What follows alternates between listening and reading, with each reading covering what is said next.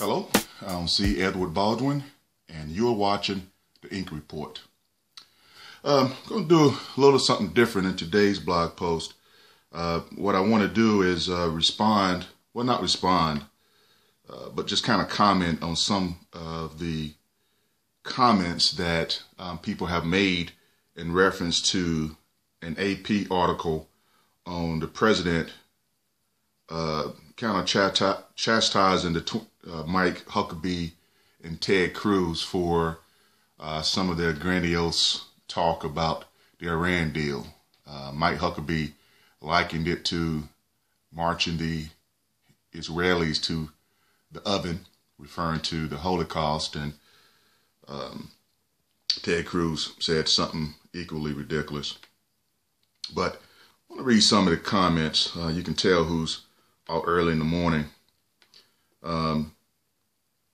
Some of the dangerous rhetoric that affects some of the people, or some of the people love that kind of talk because they hate the president.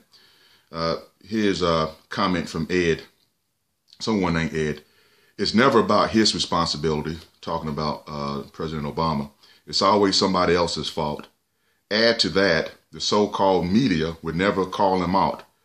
It's as if the press is just an arm of the administration as the chief propagandist.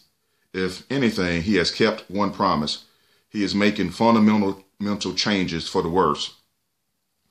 And, you know, a lot of times I let some of that kind of talk go, but I had to respond to Ed because I wanted to know from Ed what was fundamentally worse in his life since the 6 years that President Obama has taken office. I want him to name one thing.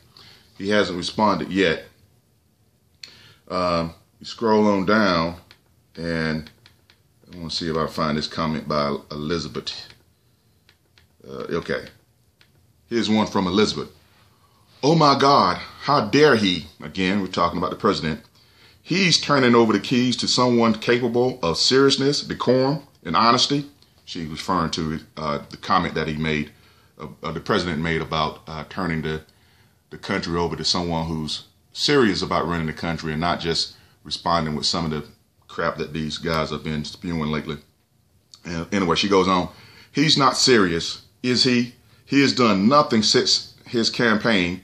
Both of them, talking about both his campaigns, but lied to the American people. And the worst of it, he's gotten away with it and still is. It's not going to be up to him to turn the keys to our White House over to his replacement. But I can tell you one thing, one way or the other, he'll be gone from our White House.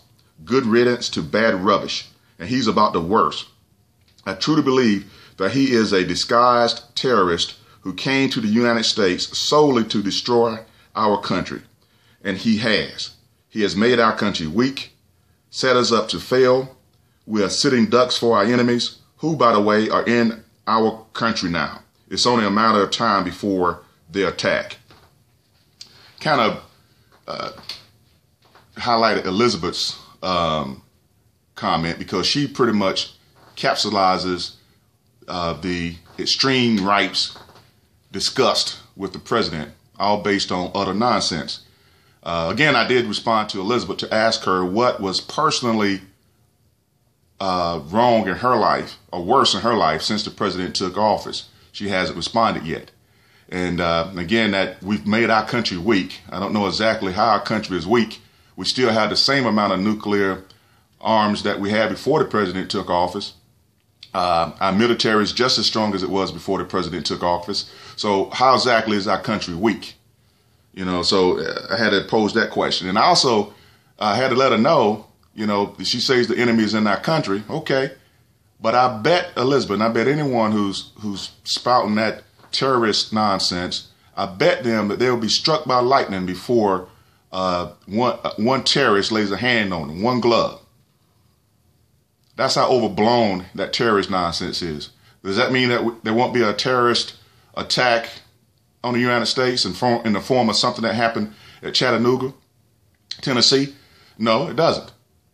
But it also doesn't mean, you know, you can get struck by a car. You can be in a car accident. You can get struck by lightning. You can be a victim of a tornado. There's any number of things that can happen to you in the next year and a half or a few years or the rest of your life. There's any number of things that can befall you, or you can live your life on through to the end in full health. But that's the thing about life, you don't really know. But a terrorist threat is no greater than, in fact, it's a lot worse than, a lot smaller than getting struck by lightning, being a victim of a tornado, being a victim of a hurricane, being a victim of a violent crime. So that terrorist crap is overblown. The fact that he made the president, the charge that the president has made our country is weak is overblown. I mean, we still have the same nuclear stockpile that we had before he took office. And simply because he decided to try something different, you know, give peace a chance. And I know that sounds like, oh, flower child. But clearly Bush showed that the grandiose way, the war way, is not exactly the right way either. You know, you don't get rid of a hornet's nest all the time by stirring up hornets. You just get them to sting you. So this is just a whole bunch of nonsense. But the thing about it is, you can't argue with people who just got hate as a fundamental basis of their personality, of the basis of their argument. But Elizabeth captured it right. The fact that the President Barack Obama is in the White House is where the problem comes. You say, oh, you're going to play the race card. Yeah, I am. Because it's about race. President Clinton had some issues with some people. You know, some people didn't like him. So some of it is the fact that he's a Democrat and not a Republican. I get that. But most of it is because he's black and a Democrat. And people have never forgiven him about that. And I know a lot of people go back and they'll say something about the Tea Party. But if you go back in the Tea Party days, the Tea Party formed just before the health care, the so-called Obamacare came out. You know, a lot of people say, oh, it became, Tea Party formed before because of Obamacare. If you go back and time it up, it actually formed before Obamacare. Tea Party formed as soon as the president took office, and he's been fighting it ever since. But there's nothing fundamentally worse about the United States since Obama took office. That's just a lie. And no matter how often they say it, it's not going to make it true. But like I said, I'm spewing this morning. But hey, there's some other people up spewing too. So we'll spew together. Have a good week.